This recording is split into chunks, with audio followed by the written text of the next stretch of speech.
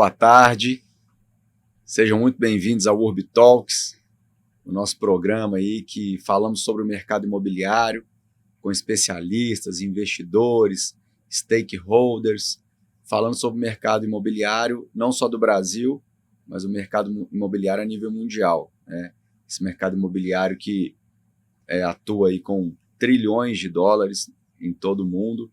Então, nós já estamos começando a entender que o mercado imobiliário, para nós, está sendo importante ir para o exterior por questões tributárias, principalmente. E eu tenho a honra aqui de ter uma convidada de um nível absurdo na questão tributária, que é a doutora Maísa Pitondo. Então, seja muito bem-vinda. Para mim é uma honra. Deixa eu explicar um pouquinho quem que é a doutora Maísa Pitondo. Doutora Maísa Pitondo é mestre, eu tenho que ler porque é muito grande, né? Mestre e doutor em Direito Tributário pela Universidade de São Paulo, pela USP. Uma sólida trajetória aí, né? Atuou como conselheira do Conselho Administrativo de Recursos Fiscais, o CARF, né? Que eu acho que é o órgão máximo, né, da administração aí tributária do país. É professora de mestrado profissional em Direito do Instituto Brasileiro de Ensino, do IDP, em Brasília. E hoje é sócia e head da área tributária da Moisés Freire Advocacia. Então, seja muito bem-vinda, tá? Hoje, com a reforma tributária, nós temos aí, na área imobiliária, grandes dúvidas, né? O que está por vir. Hoje, como que acontece, e amanhã, como é que vai, o que vai mudar, o que vai refletir no mercado imobiliário. Tem uma questão que eu tenho grandes dúvidas na questão de aluguéis, eu queria falar muito disso, falar da questão de integralização de capital, falar das avaliações, declarações de TBI, TCD e TCMD, né? Falar das questões voltadas, né, para essa questão imobiliária. Então, seja muito bem-vinda, Maísa. Bernardo, não poderia estar mais feliz de estar aqui com você hoje, participando desse podcast que já é referência já na questão imobiliária. Fico muito honrada e feliz de estar aqui com você para tratar desse tema que realmente tem intrigado e tem trazido muitos questionamentos na cabeça de todo mundo que tem um imóvel, que tem muitos imóveis, que tem imóvel residencial, imóvel comercial e que está realmente aí coçando a cabeça para tentar entender o que vem pela frente, né? Eu queria, antes da gente começar, fala brevemente sua história, né? Como é que você chegou a esse nível aí da área tributária? Fala um pouquinho, assim, é importante, eu acho que a gente mostrar para o nosso público, né, quem que é, né? Obrigada, é bom ter essa oportunidade de fazer essa retrospectiva, né? É bom que a gente fala assim, eu sou a Maísa, né? Você cresce. Eu formei em Direito na UFMG, até quando eu dou aula em São Paulo, Bernardo, eu tenho que falar que eu formei na UFMG porque o sotaque mineiro não sai de mim. Então, mesmo tendo morado em São Paulo, o sotaque não sai de mim e eu tenho que colocar, então eu coloco a UFMG com muito orgulho. Mas o sotaque. Exato, no meu currículo. Depois que eu formei, eu fiz uma pós em Direito de Empresa na PUC, para abrir os horizontes. Eu até fiz na época eu fazia estágio em tributário, já gostava muito da matéria.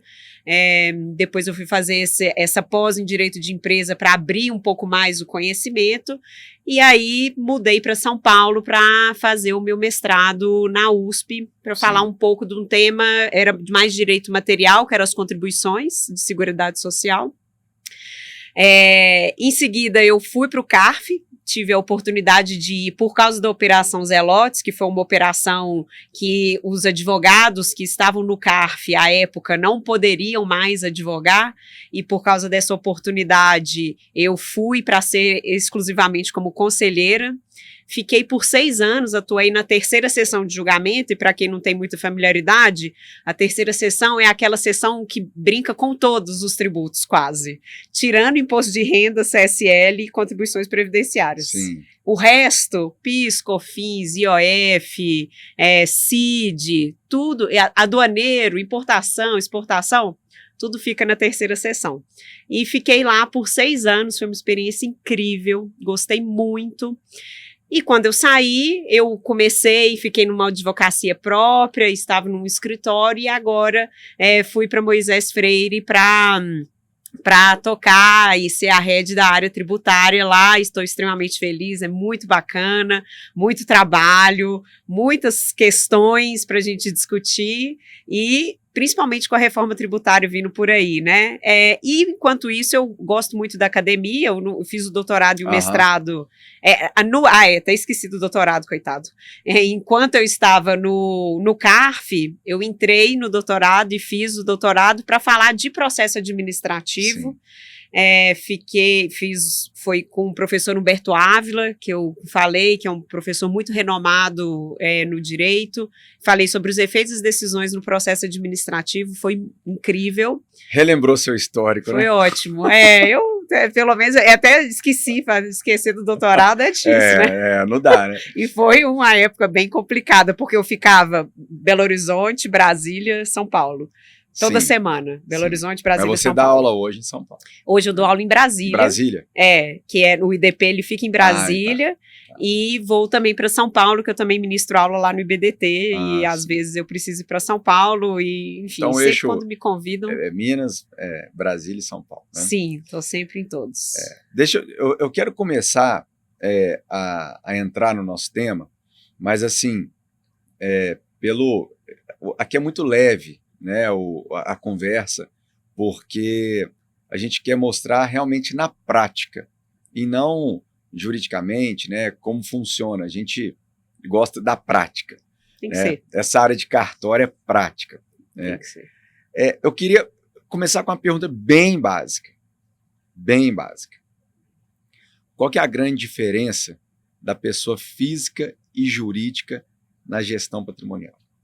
Esse é um ponto que me chama muita atenção, porque o brasileiro ainda ele está começando a entender o planejamento tributário. Uhum. Obviamente que as empresas, né, os empresários já estudam, mas eu vejo que sem pensar, você avança aí num contrato de compra e venda, numa transferência de imóvel na pessoa física, sendo que talvez você tenha constituído uma empresa. Então, qual que é essa grande diferença assim, que você enxerga que é positiva e negativa?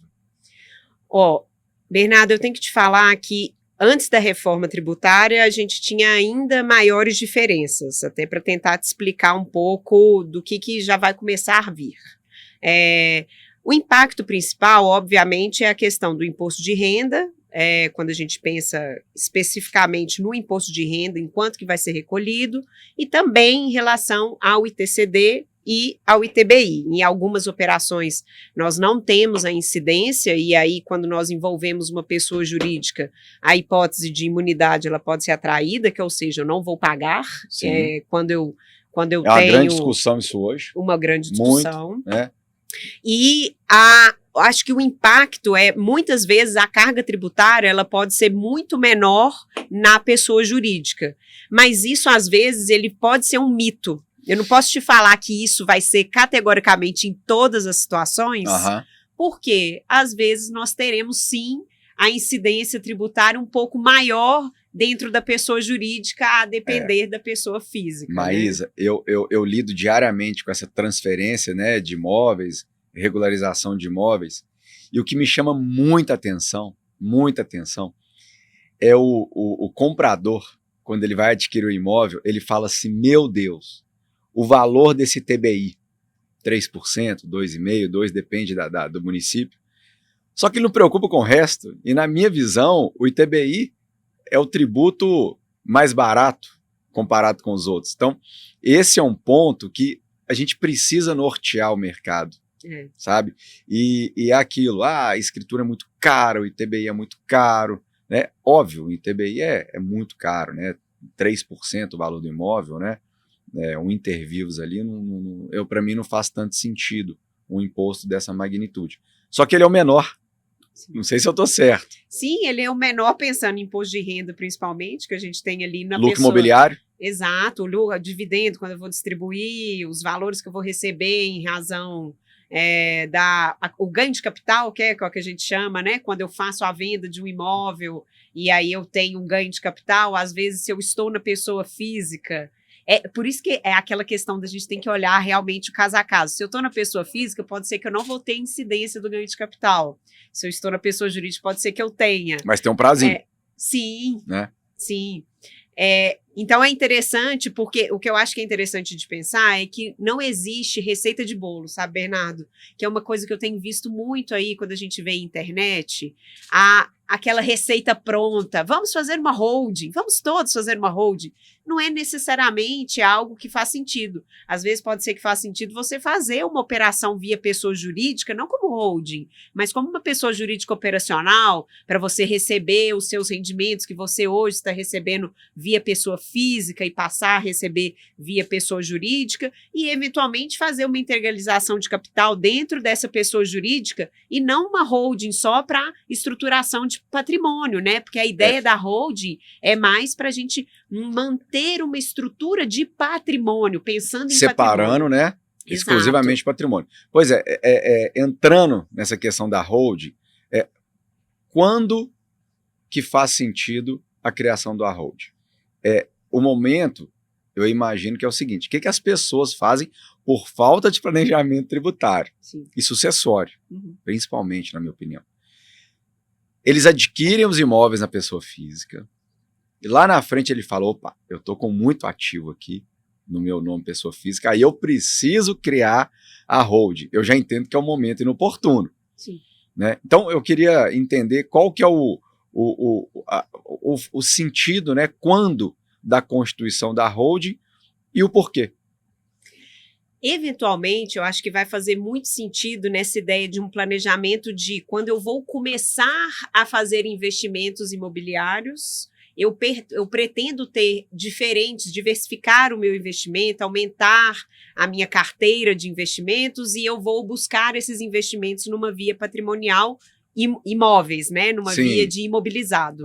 Essa faz muito sentido da gente fazer uma holding.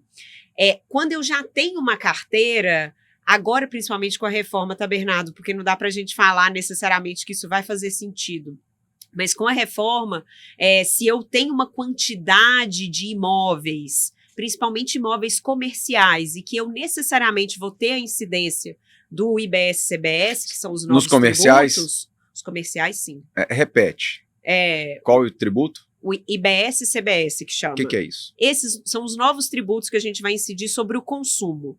Antes, a gente tinha o que chamava de ISS, que é o Imposto sobre Serviço, ICMS, que é o Circulação de Mercadoria, PIS, COFINS e IPI. A gente tinha separado. O PIS era a contribuição e a COFINS, contribuição para a Seguridade Social, e o IPI sobre produtos industrializados.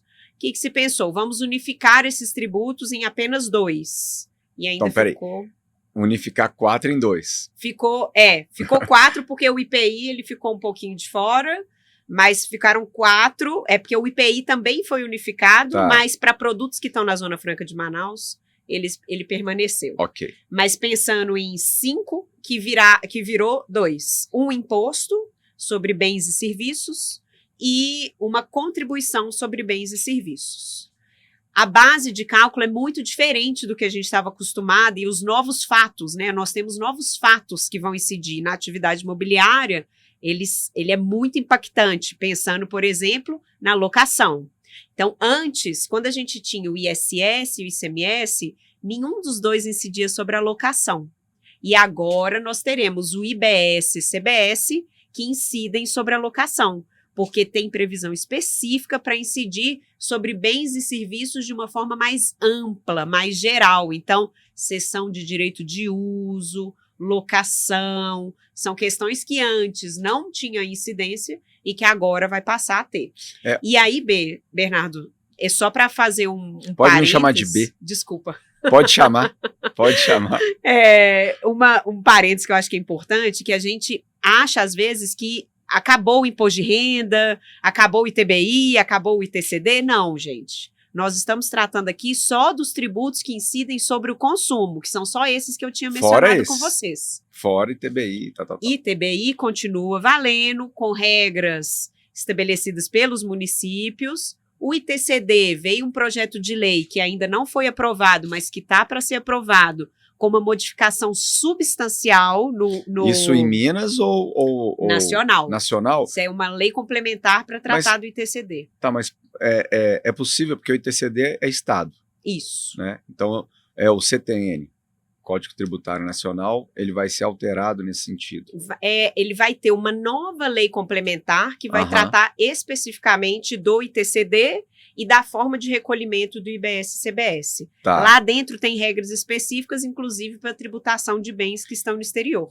Só para esse início aqui, eu vou fazer você ser o cabo comercial, tem que te contratar, viu? Você vai me desculpar, porque nós já temos dúvidas hoje na questão tributária, mas essa mudança, ela vai impactar, mas é muito. E a princípio, pelo que eu já estou vendo, negativamente, tá? Na questão imobiliária. Um ponto hoje, eu queria tratar sobre a questão da tributação dos aluguéis, né? A comparação, se possível, hoje e amanhã, pós-reforma. Hoje você tem uma formatação que eu tenho uma empresa patrimonial, né? E eu faço um aluguel para uma empresa do meu grupo econômico, certo? E eu tenho nessa operação tributária, eu tenho um êxito ali, né? A diminuição do meu tributo. Né? Isso vai continuar? Isso vai mudar? Né? Como é que vai funcionar essa questão do aluguel posterior ao que nós temos hoje, a reforma? Bernardo, e essa história que você contou, essa forma de estruturação de holding é a forma mais comum que nós tivemos de estruturar patrimônio, principalmente em grandes grupos econômicos.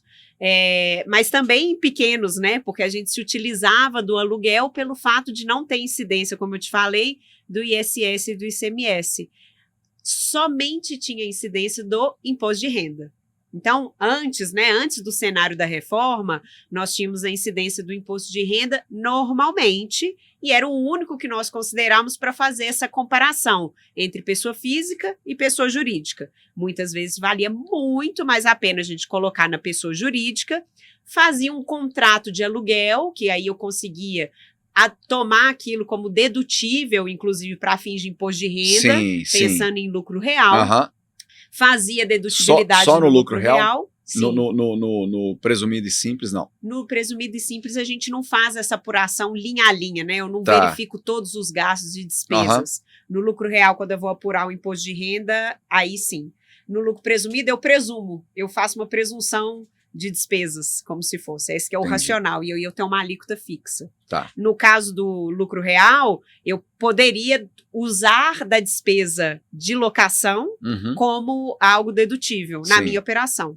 Só que agora eu vou ter uma incidência do IBS-CBS nessa operação.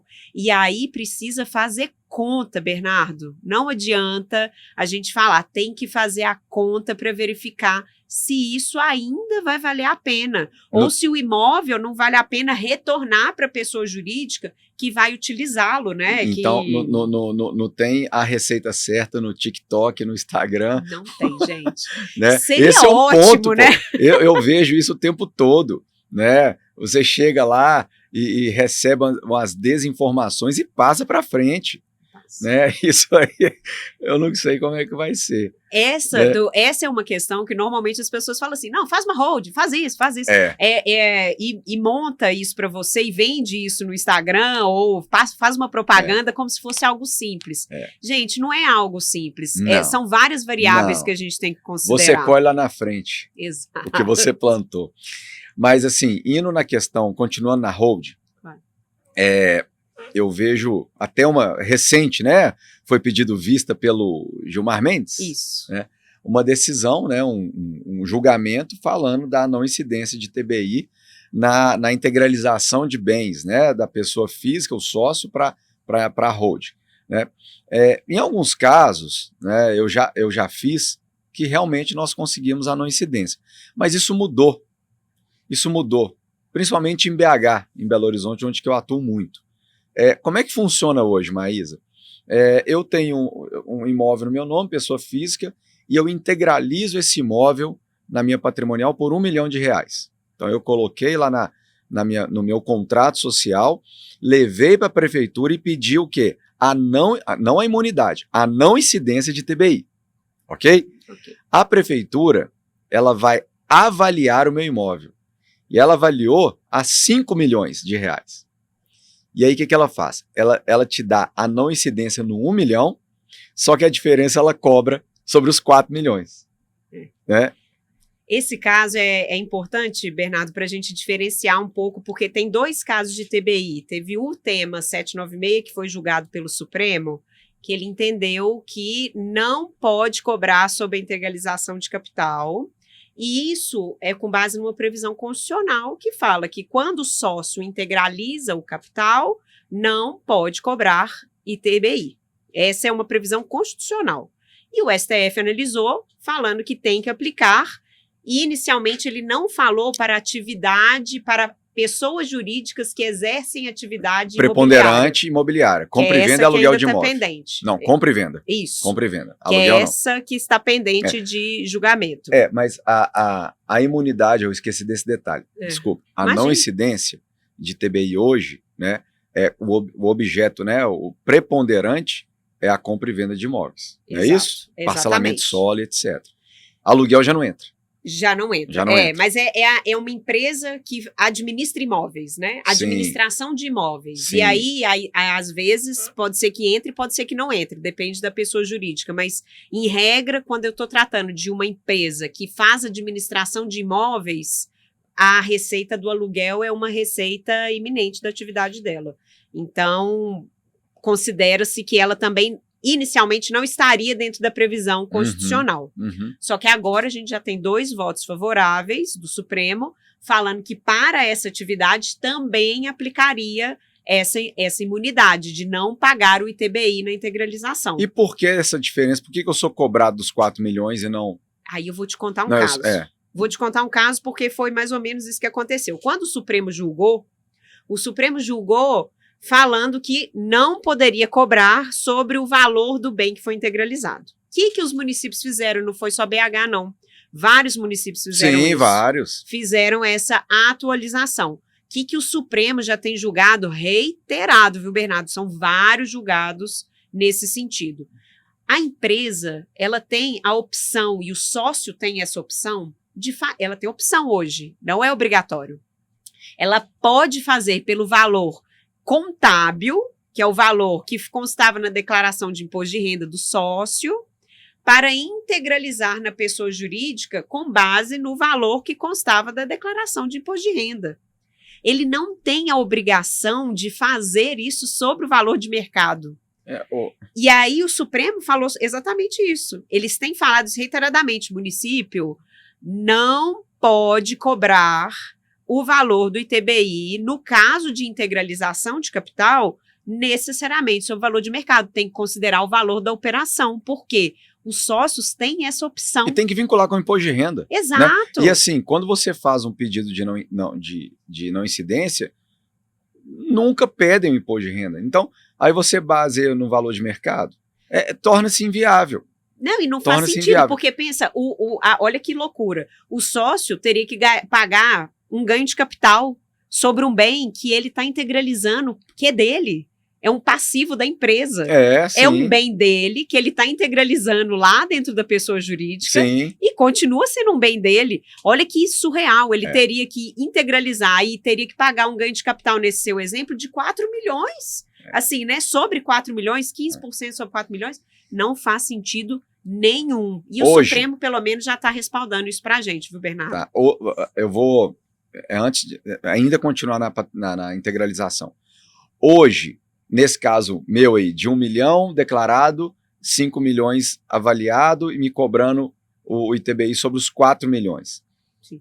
O processo administrativo de revisão para conseguir a não incidência nos 5 milhões, ele é passivo na esfera administrativa ou sempre tem que ir para o judicial?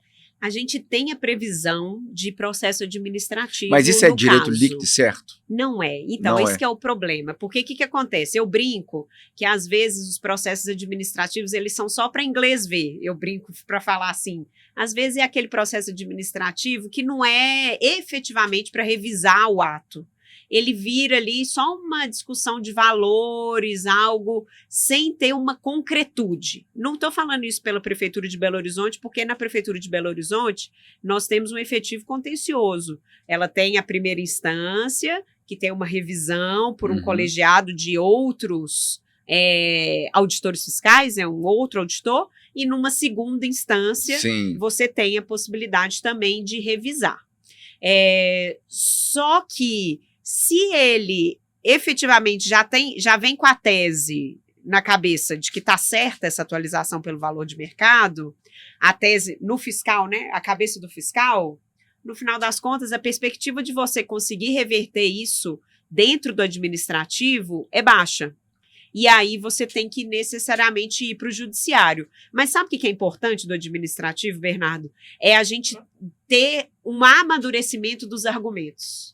Porque a gente consegue desenvolver um pouco mais, trazer mais argumentos, evidenciar isso mais para o fiscal, e aí ele traz o de volta, e aí a gente consegue ir mais robusto para o judiciário. Porque o que acontece hoje com o nosso judiciário? Como tem muito processo, a gente tem muita demanda, eles não conseguem analisar tão profundamente os casos. Então, quanto mais desenvolvido e mais robusto vai o caso para o judiciário, melhor é a chance disso ser revertido no judiciário de forma mais célere.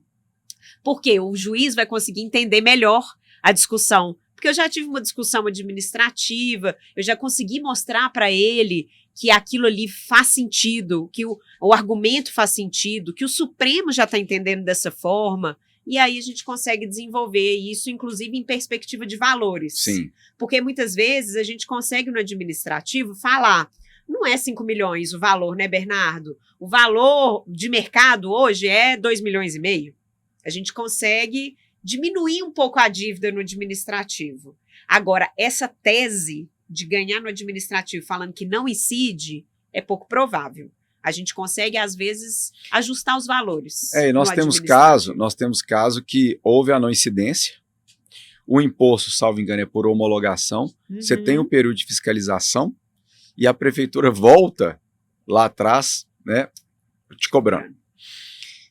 Deixa eu, saindo um pouco da holding, eu quero falar sobre, tem tudo a ver, continuando no ITBI, de uma compra e venda.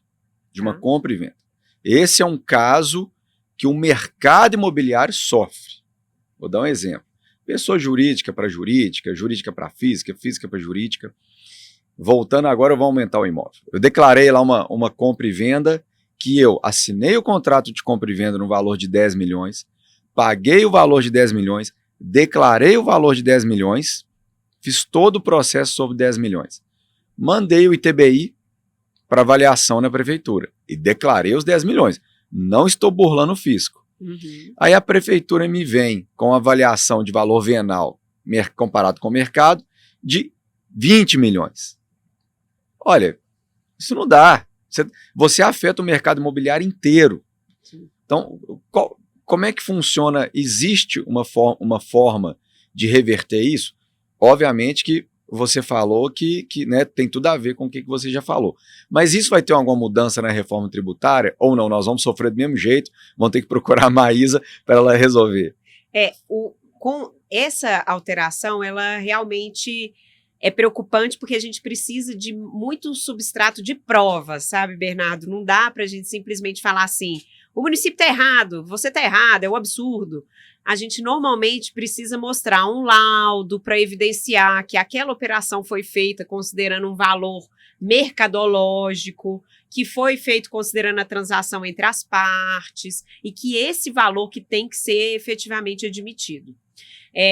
Mas com a reforma, nós vamos ter agora um cadastro de imóveis, que o pessoal tem falado, e eu acho que realmente é mais fácil da gente idealizar isso, é como se fosse o CPF do imóvel. Sim. Todo imóvel vai ter o seu cadastro E todo imóvel vai conseguir ter a sua identificação do quanto, e aí é o problema, quanto ele vale no valor de mercado. Então, agora, os municípios, os estados e a União vão considerar esse cadastro único, no qual vamos saber quem é o imóvel, de quem que é o imóvel, de quem pertence esse imóvel e qual seria o valor de mercado desse imóvel. Então, nesse cadastro agora que a gente vai ter único dos imóveis. Então, a discussão, às vezes, ela vai ser antecipada, porque a gente vai ter que avaliar uma possibilidade de discussão, e isso ainda não está claro, de discutir qual é o valor de mercado perante o registro. Não, mas a gente não pode discutir o valor de mercado, porque o valor de mercado é o valor de mercado. Né? Quem decide é o povo. É o povo. É o mercado, literalmente. O mercado é soberano. Sim. Mas a questão, a vinculação da avaliação do valor, né, o valor venal, com esse valor de mercado, não faz nenhum sentido. Aí você pega, não faz mais sentido ainda numa integralização de capital. É complexo. É complexo. E o valor venal, porque o valor venal ele é utilizado especificamente para o IPTU. Ele é voltado para a cobrança do IPTU, né? E o valor venal não necessariamente reflete o valor de mercado, e isso consta, inclusive, na legislação. E assim, você entra no ITCD, ITCMD, né, em outros estados, sim. Ele acompanha o valor de mercado, você tem um vínculo com a prefeitura, sabe? Então, esse é um ponto. Por exemplo, São Paulo, por exemplo, né? São Paulo tem essa transação mais próxima. Também. Né? E assim, eu estou pegando um gancho já para outro ponto. Então, você chega e vai olhar a sua questão de planejamento sucessório. Sim. Planejamento sucessório.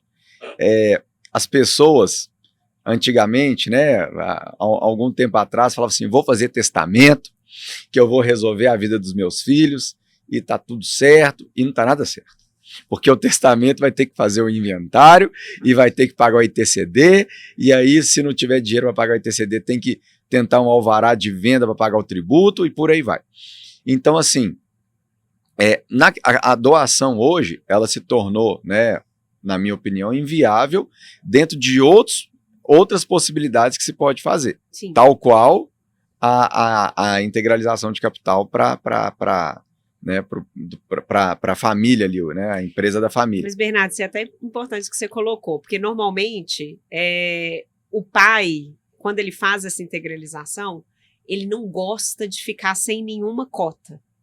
Ele fala, não, eu quero ficar com uma cota, por favor, deixa eu ficar com uma cota. Ou eu quero ficar com 50% das cotas para garantir que eu tenho controle.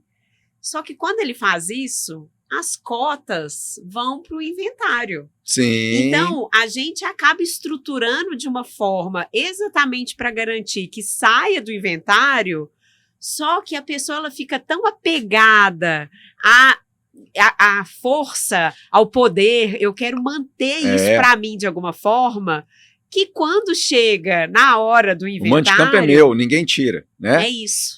Só que tem um ponto. Ele vai para o inventário, tá, gente? Cota da empresa vai para o inventário. Então, o ideal para a estruturação é a gente tirar isso e aí fazer com que a gente consiga que a família fique em harmonia sem a necessidade do pai necessariamente ficar com cotas. E sabe qual que é o legal? Pessoa jurídica. Então, mas a gente resolve o problema do pai, porque ele não fica com cota, não tem inventário, só que ele pode ficar como administrador. Aí sim, né? Exato. Aí o mando de campo é dele. Exatamente. Eu vou vender o que eu quiser, eu faço o que eu quiser, mas a administração é minha, não preciso de nada de vocês. E sem precisar de cota, tá, gente? Isso daí é uma questão... Eu tô falando porque muitas vezes, Bernardo, a gente fala dessa questão da administração e mesmo assim, as pessoas ficam apegadas à necessidade de ter 51% da pessoa jurídica. Não precisa, gente. Pode estruturar de uma forma diferente, que vocês não precisam se apegar a essas cotas para a gente realmente não precisar do inventário nessa operação. Tá. Antes da gente avançar para reforma tributária, que eu quero entender tudo, existe algum um limite de perfil de patrimônio, né, que passa a ser mais vantajoso tributar na pessoa física ou jurídica, ou não? Eu tenho essa dúvida. Tem um perfil principalmente de imóvel residencial, pode ser mantido dentro da pessoa física, mas não necessariamente. Na pessoa jurídica isso também vai ser aplicável. Mas o da pessoa física, se o investimento é abaixo de 240 mil e são menos de 3 imóveis, a gente não vai ter incidência do IBS-CBS. E isso também para pessoa jurídica. Então, acho que no final das contas, Bernardo, não tem uma diferenciação tão clara aí entre pessoa física e jurídica. O residencial, quando é residencial, em algumas hipóteses específicas, a gente vai ter, inclusive, não incidência, nem vai ter incidência do tributo. Mas comercial, em todas as oportunidades, acho que a perspectiva é de que isso vá para uma pessoa jurídica, ou seja, mantida na pessoa jurídica. É porque hoje, Bernardo, é até interessante a gente falar isso, tá? Antes, a gente tinha uma situação de tributo sobre o consumo era pago especificamente pelas pessoas jurídicas. E aí elas faziam ali o caso do ISS, ou pessoa física, ou pessoa jurídica, mas a ISS tinha pessoa física e jurídica, mas os maiores tributos do Brasil, eles eram pagos, pensando em consumo, eles eram pagos por pessoa jurídica. Por quê? O ICMS, que era 18%, se a gente pensar, a alíquota normal do ICMS, ele era pago por pessoas jurídicas que comercializavam mercadorias. E agora, quando a gente pensa no IBS-CBS, a gente mudou essa perspectiva, porque nós teremos a possibilidade de cobrança também de pessoas físicas. E dentro do imobiliário, nós teremos essa exata situação. Então, pensando em quando que vai valer a pena ir para uma pessoa jurídica, principalmente para fins de controle, porque esse novo tributo, ele vai ser não cumulativo. O que isso quer dizer?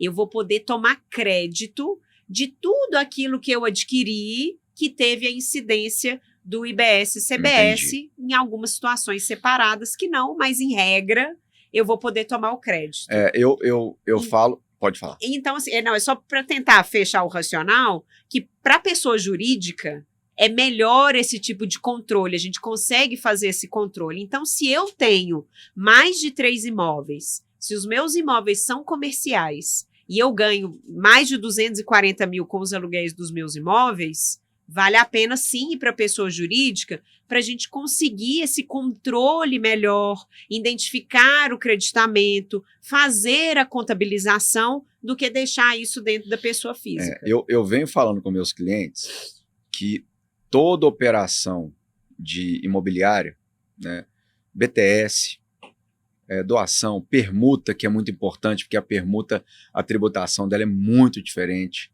né? Permuta de imóvel, dação em pagamento. Hoje não adianta simplesmente adquirir um imóvel se não tiver um planejamento tributário. Não adianta. Ainda mais agora, com todas as dificuldades que a gente vai ter. O que eu percebo, Maísa, é que nós estamos, né, já estamos no arcabouço tributário, né?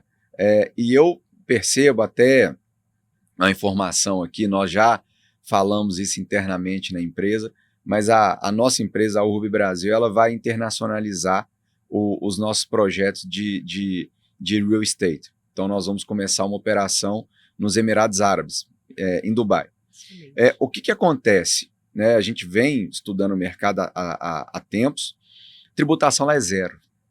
É zero. Você adquiriu um imóvel, você vai adquirir, você paga como se fosse um ITBI, 4%, só que acabou.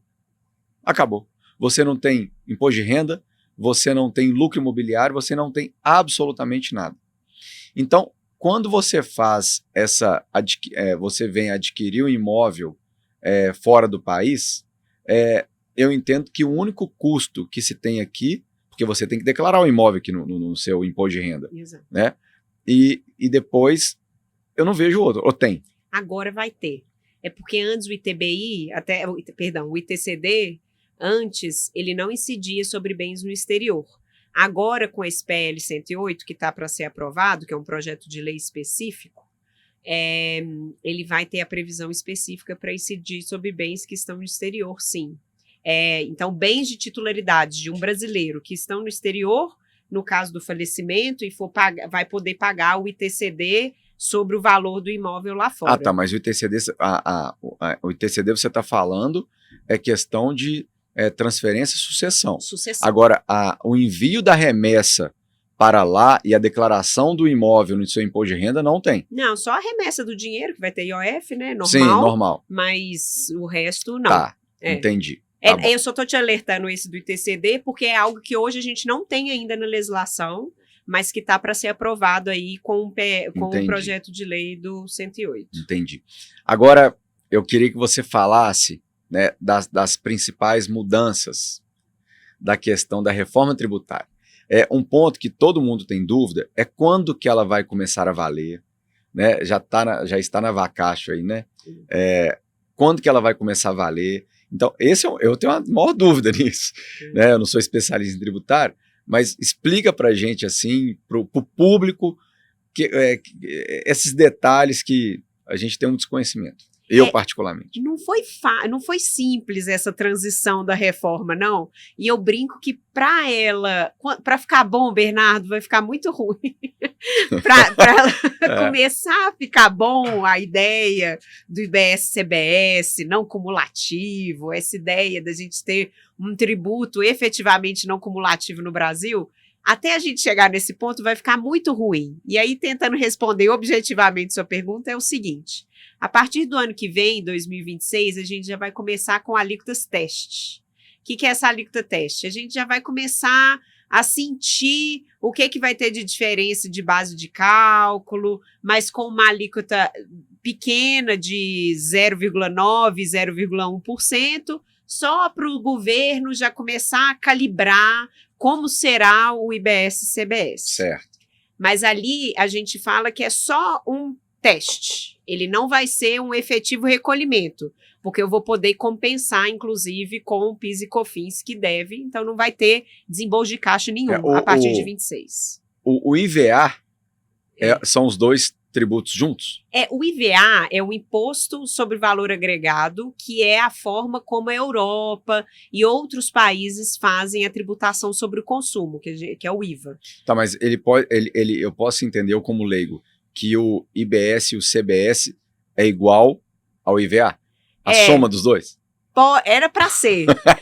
Era para ser, mas o nosso tá vindo com alguns penduricalhinhos. Mas sim, era para ser parecido. E aí o racional é próximo do IVA. Mas não é idêntico, mas é parecido. A gente já está copiando algumas coisas que deram certo do IVA europeu, mas que esse IVA, Bernardo, é uma coisa que já está ultrapassado, tá?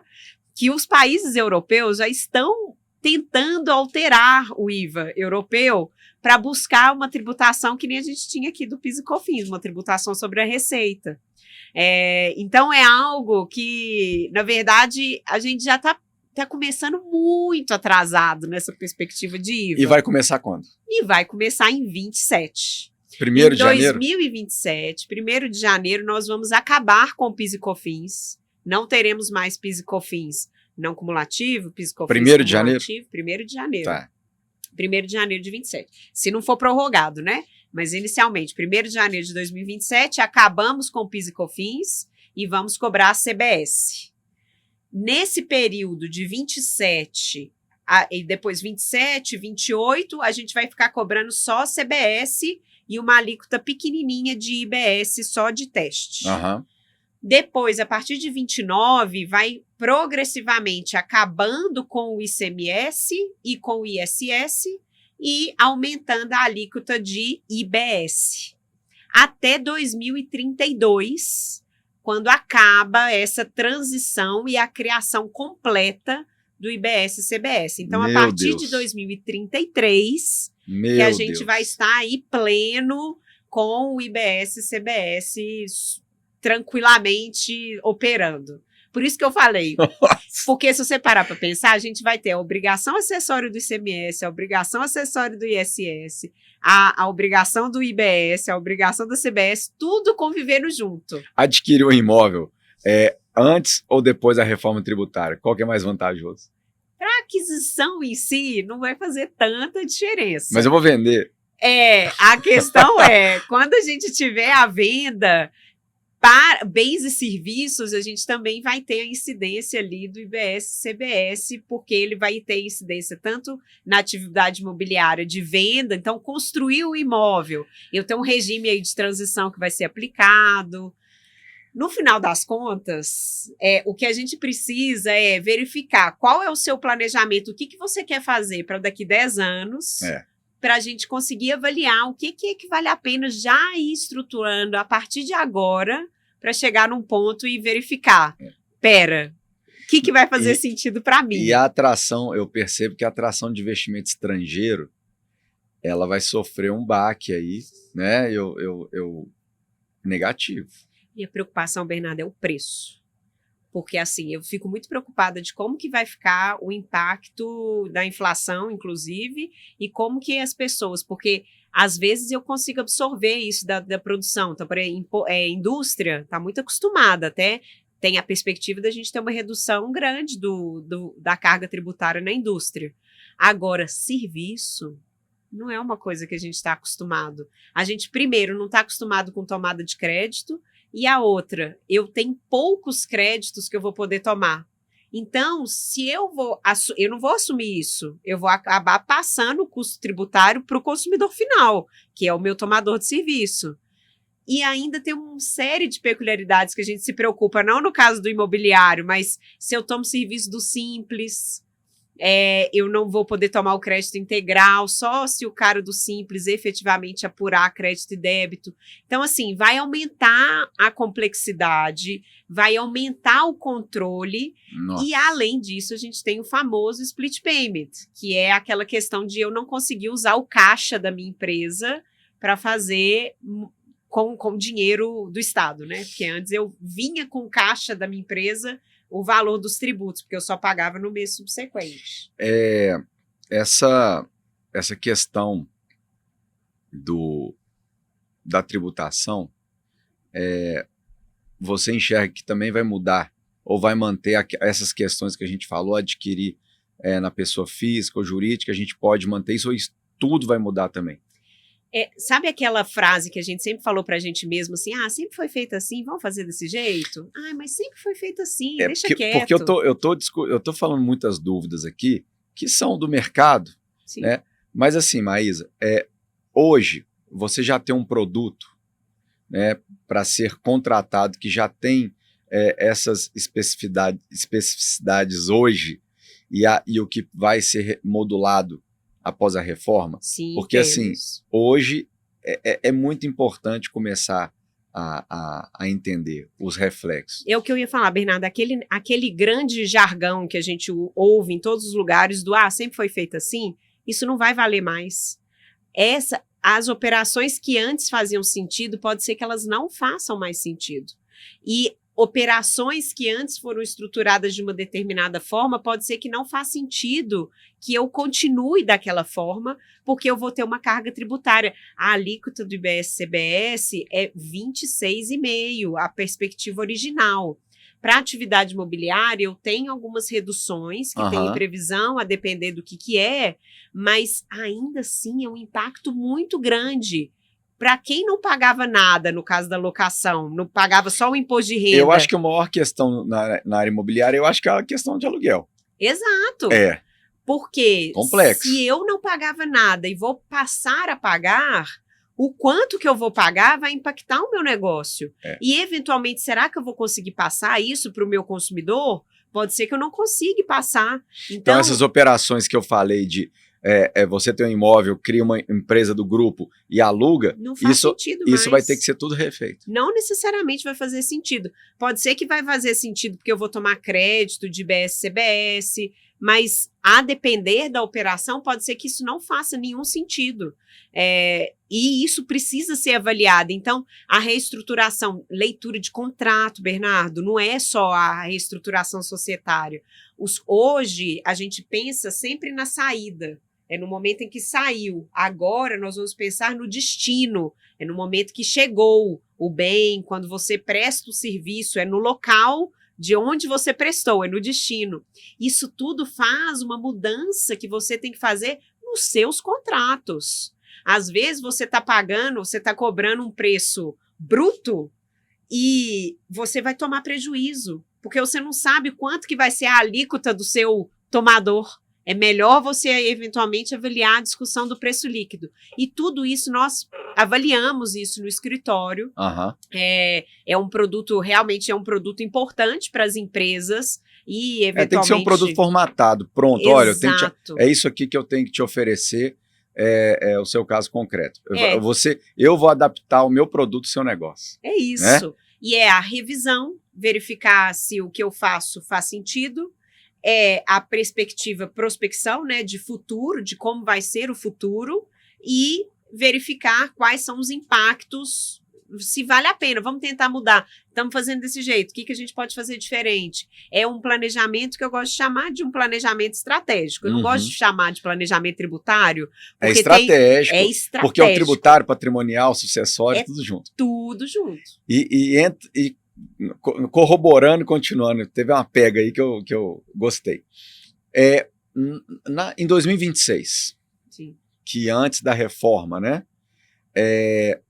O que você recomenda, tá? Recomenda para o mercado imobiliário, investidores, incorporadores, parceladores de solo, né, loteadores, empresários? Qual que é a recomendação macro, obviamente, para essa mudança aí? O que nós precisamos fazer no ano de 2026? Começar, manter, iniciar uma consultoria, né? Não tô querendo te vender, não, mas realmente, né? Começar uma consultoria ali ou iniciar essa questão depois de 2027? Gente, para quem ainda não começou a fazer a revisão, vocês já estão atrasados. Eu vou ter que falar com vocês que estão aí.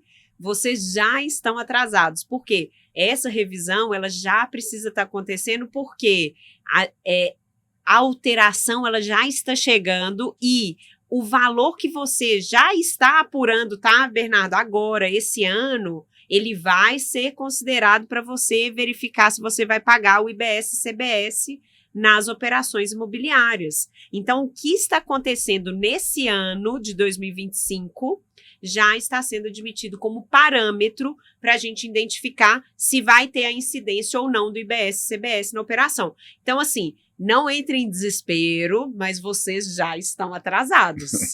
E é necessário, sim, fazer essa revisão com, obviamente, profissionais sérios, né? Que façam uma revisão profunda do seu patrimônio, do que você quer, qual é o seu objetivo, pensando numa ideia de 10 anos para verificar o que faz sentido para você. Então, assim, gente, não acredite em receita de bolo. Não tem. Receita de bolo não é uma coisa que vai dar certo, especialmente numa ideia de reforma. Concordo. Até a gente ainda não tem muita coisa que ainda está sob definição.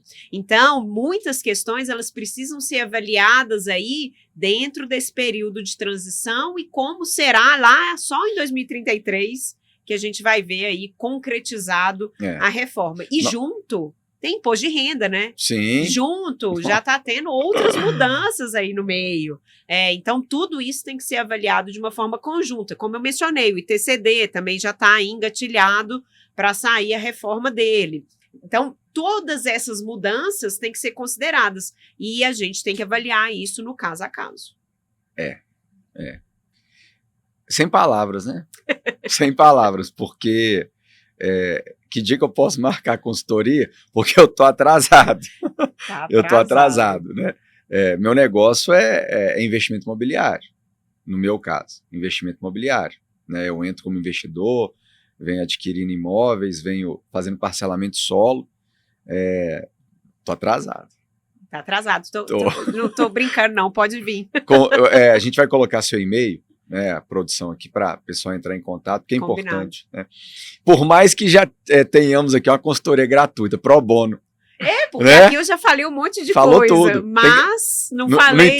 não entrega o ouro, não, segura. Não, é porque tem que ser analisado realmente no caso a caso, a gente não pode, nem tem como fazer um planejamento sucessório, estrutural, contratual, de tudo junto. Não tem jeito, não tem jeito. Exato.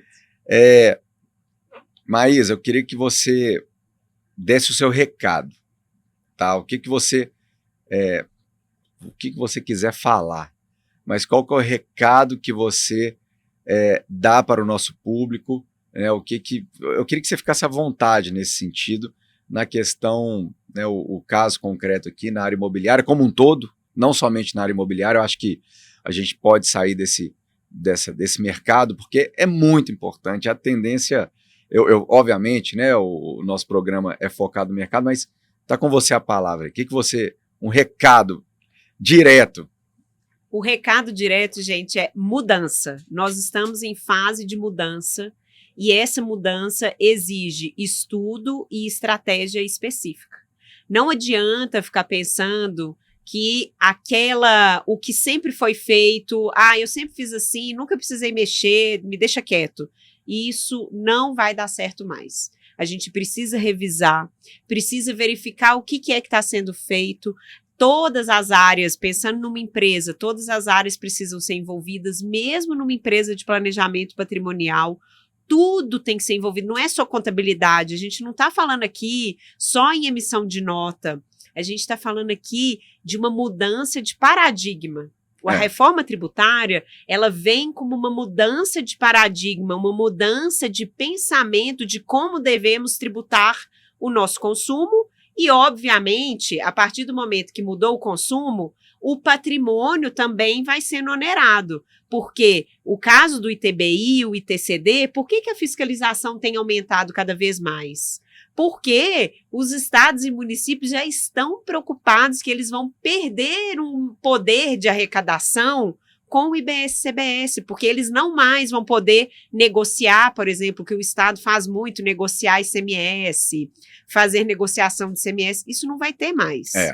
Então, é um momento, mas eu acho que vocês têm que ver isso como uma oportunidade de eventualmente revisar questões que não estão dando certo, para vocês conseguirem otimizar a carga tributária de vocês para garantir o correto recolhimento dos tributos para o caso de vocês. E, eventualmente, um impacto menor da área tributária. Então, o tributo, gente, ele eventualmente tributo é igual morte, né, Bernardo? A gente tem que pagar. Napoleão falou isso, né? Exato. Tem duas coisas na vida que são impossíveis. Um é o tributo, outro é a morte. Exato. Né? Então, tem jeito como nós temos que eventualmente pagar, você não precisa pagar o maior valor possível, que é o que o Estado às vezes quer cobrar, né? Eu quero cobrar o maior valor possível, e não é isso. A gente tem que pagar dentro dos limites da lei. E aí, essa é uma oportunidade agora de rever processos,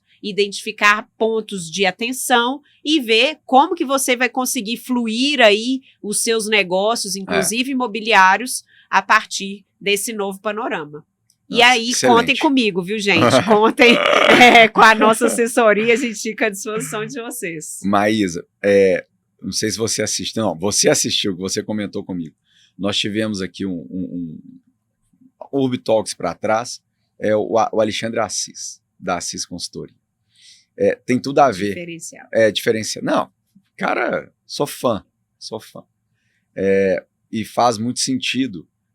Igual você falou, não é só questão tributária, é um 360 aí que tem que ser alterado, né, para melhor. Exato. Então, eu acho que tem muita afinidade, né? Nós entramos aqui na questão de compliance, de gestão patrimonial que o Assis faz. É um cara que atua com fund aí de 18 bi de reais, então vale a pena vincular o nosso capítulo aqui com o dele, claro. Porque um corrobora com o outro.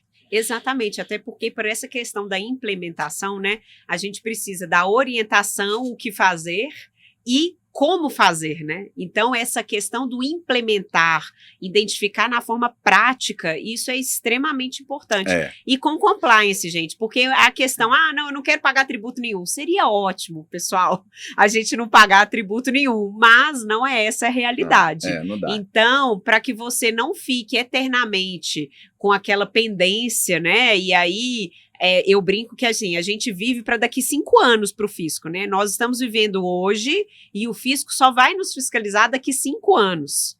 E aí, daqui 5 anos, pode ser que eu nem tenha mais, nem sei o que é que aconteceu, como que foi. Por isso que o compliance é tão importante, para que a gente tenha isso documentado, a identificação de processos. Então, assim, realmente, eu acho que essa conversa do Assis, ela faz todo sentido aqui com a gente. Faz. Mas eu queria que você fizesse as suas considerações finais.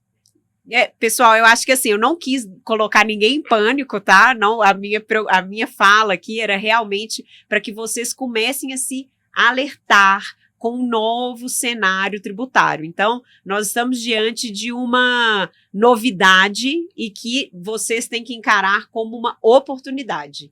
E a gente fica aqui à disposição, agradecendo de novo ao Bernardo pela oportunidade de estar aqui com vocês hoje para esse bate-papo. Olha só, eu não sei nem como é que eu finalizo. Foi uma aula para mim, pessoalmente, uma aula. Nosso público tem muitos telespectadores, né? Nós estamos no YouTube, nós estamos no Spotify. Eu vou dar uma dica de podcast. Sabe o que você faz no Spotify? Você acelera para 1.5 a velocidade. Aí quem está no carro, no trânsito, é rápido. Agora quem está na esteira tem que diminuir, né? Para fazer mais tempo de esteira. Mas assim, a gente tem um grande público de cartório. E o que nós conversamos aqui certamente vai abrir a cabeça para o cartório. Ele não pode dar essa consultoria, obviamente, não é nem a expertise, mas abrir os olhos. Eu acho que a capilaridade de cartório hoje é muito grande, e eu acho que abrir os olhos dos nossos clientes, né, para explicar essa correlação com o tributário é muito importante. E foi uma aula que nós tivemos aqui, foi uma consultoria pro bono, não, pro bono, literalmente. Eu fico muito feliz. Vai ter o próximo, nós vamos marcar o próximo 2027. Combinado. Dia 1º de janeiro, nós vamos marcar dia 2. Não, dia 10, porque você vai ter muito serviço. Muito serviço, se Deus quiser. Então, muito obrigado, viu, Maísa? Você foi fora da curva aqui. Tá? Obrigada a você, Bernardo. Foi um prazer. Conta sempre comigo. Pessoal, então, mais um episódio aí finalizando. Queria muito agradecer, né, mais um Urb Talks aí, que o nosso público aí fiel. Nós vamos ter um próximo episódio que ele vai ser assim, também um fomentador, sabe? Um norteamento aí do mercado imobiliário, mais nessa questão de governança. A questão de governança é uma das maiores referências do país na questão de governança. Não vou falar o nome ainda, mas realmente é uma das maiores, se não for a maior referência de governança. Então, muito obrigado e vamos em frente aí para o próximo episódio. Valeu! Até mais, gente.